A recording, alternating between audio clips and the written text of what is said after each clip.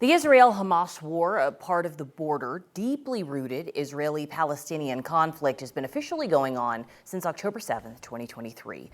And while the vast majority of Americans believe that Israel had a right to defend itself, the terrorist group Hamas, and fight to get their hostages back, there has been outcry from many prominent figures saying that Israel's retaliation has been disproportionate and in violation of international law.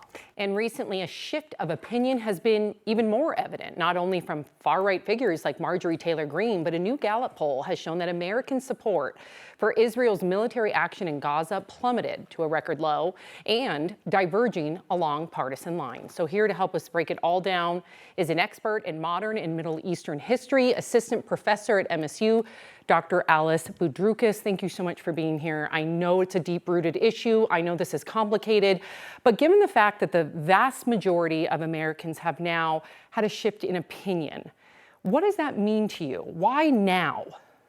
Well, I think a shift in opinion is significant, and I think it does reflect realities on the ground. So right now, the health ministry in Gaza is reporting that approximately 60,000 children are suffering from malnutrition in Gaza right now. The World Health Organization has said at least 25 Palestinians in Gaza have died of malnutrition-related issues just in the past month. So even though, of course, it's been a humanitarian catastrophe for well over a year and a half, it's reached new lows. This is, of course, not the first time this has happened, I should note as well, that we were having a similar conversation a little over a year ago. Yeah, and I mean, there's a new report out that talks about how the worst case scenario in this situation is potential famine. And then it's hard to reconcile that when you look at all of the pictures and you see everything on social media. I guess speak to that, and is that a possible issue that we're looking at? Yes, I mean, mass starvation is happening right now. A famine is a very particular thing to designate, but we are certainly seeing mass starvation.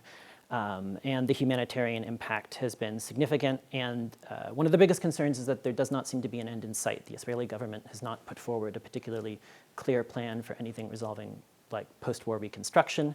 The US and Israel also withdrew their negotiators from ceasefire negotiations, which means it's not clear how this is going to end.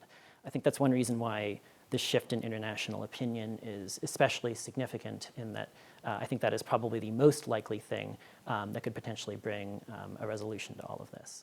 And why do you feel when it comes to Palestine and Israel, and specifically right now, Israel and Gaza, that it has to be, at least generally speaking on social media, it's so divisive, it has to be either or, not and? Well, I think it is difficult to discuss the substantive issues. That said, there's been speaking out or being involved in protest can come with significant repercussions, right? It's been very hard for at least scholars in Middle Eastern studies to be like myself, to give interviews like this or to reach out. And I think there's certainly been a lot of pressure.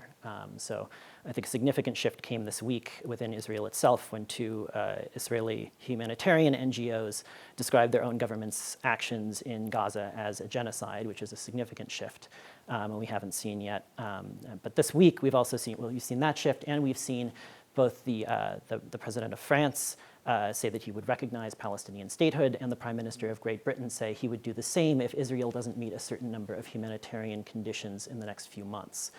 The actual impact that's going to have, I think, is limited. Israel can withstand international pressure. It has before, especially if it continues having the support of the United States. However, this is a pretty significant shift in international opinion, and I think something has been moving in the past couple of weeks. But is it moving toward a permanent ceasefire? I mean, is that something you can see happening as a two-state, is it possible, a two-state solution? That's a really good question. That is officially US government policy, but because of the expansion of Israeli settlements over the past few decades, a two-state solution is looking virtually impossible from a logistical standpoint. At this point in time, hundreds of thousands of Israelis live in settlements in the West Bank, which would be part of a future Palestinian state. So most specialists in the field, myself included, are not convinced that a two-state solution is feasible, and that some kind of one-state plan is probably the most logistical likely resolution to all of this. And I think it's been true for quite some time. And you anticipate that would lead to more conflict? Not necessarily, right? What that state would look like would be a big question, but in the immediate sense, I think any resolution, it still looks remote, barring some kind of significant shift, especially in, say, US policy towards Israel. There is not a clear roadmap for how this ends unless you see, again, some kind of international pressure beyond anything that we've seen before, right?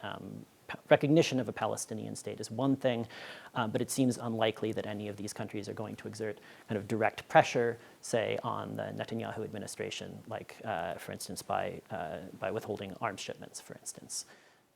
It also seems unlikely that internal pressure within Israel, despite a recent wave of protest, I don't see that as necessarily shifting the ground, just because even now, the Netanyahu administration's actions in Gaza do have significant popular support within Israel itself, and the polling data has borne that out.